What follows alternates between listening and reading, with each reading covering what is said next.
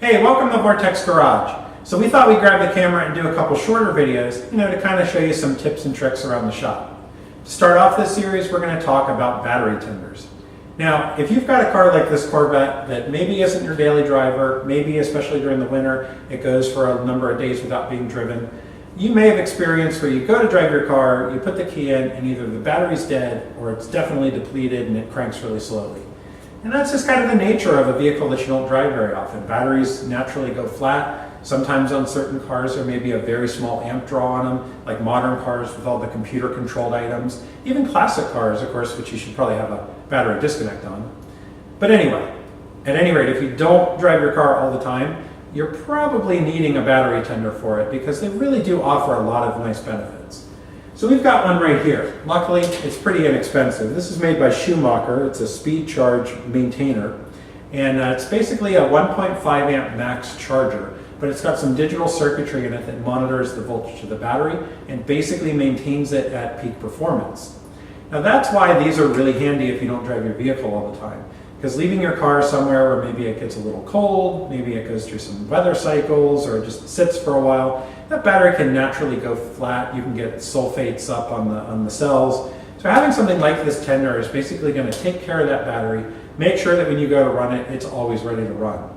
There's a lot of different brands out there, and I'm not really set on any one, but these I can pick up locally. I've got two of them, and I use them on vehicles that sit a little bit.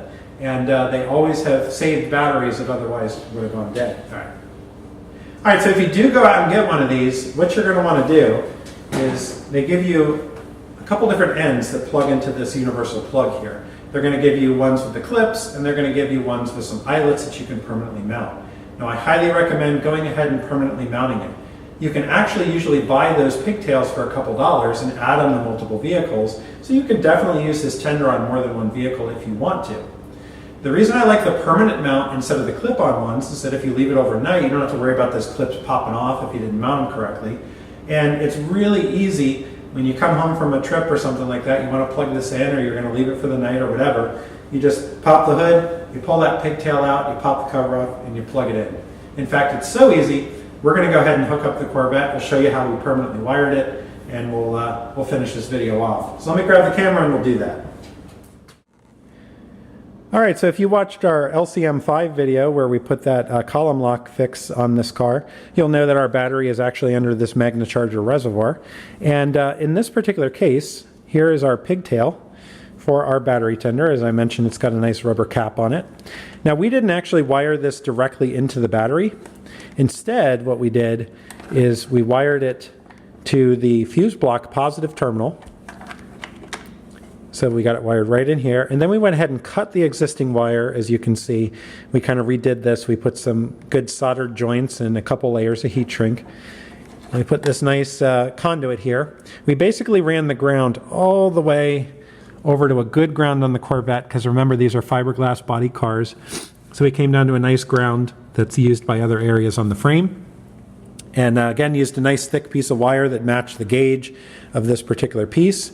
So this is our permanent install. So basically all I have to do is open the hood, pop this cover off, and then go ahead and plug in the tender, plug it in into the wall, and it is ready to go. So we don't have to necessarily go straight to the battery, which is good because with the side post terminals, it wouldn't necessarily fit the eyelets. So I was able to kind of retrofit those and get them to fit here. So let me just show you how easy it is to run one of these. I'll do it while I'm holding the camera and make you dizzy. Try not to hit the car with it too many times.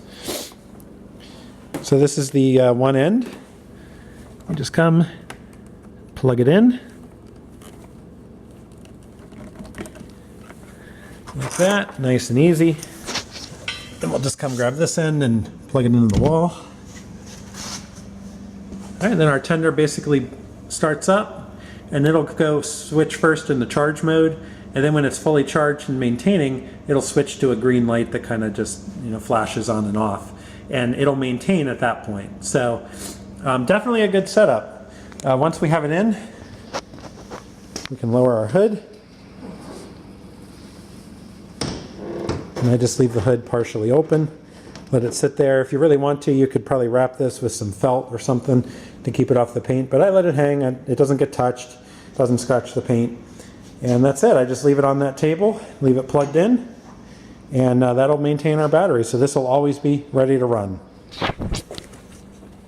All right, so I hope you liked this short little video. We'll try to keep stuff like this coming, little tips and tricks around the shop. In this particular case, if you've ever had a battery go flat, you know how expensive they can be if you can't charge and recover it. So having something like a $15 or $20 battery tender can really save you money in the long run.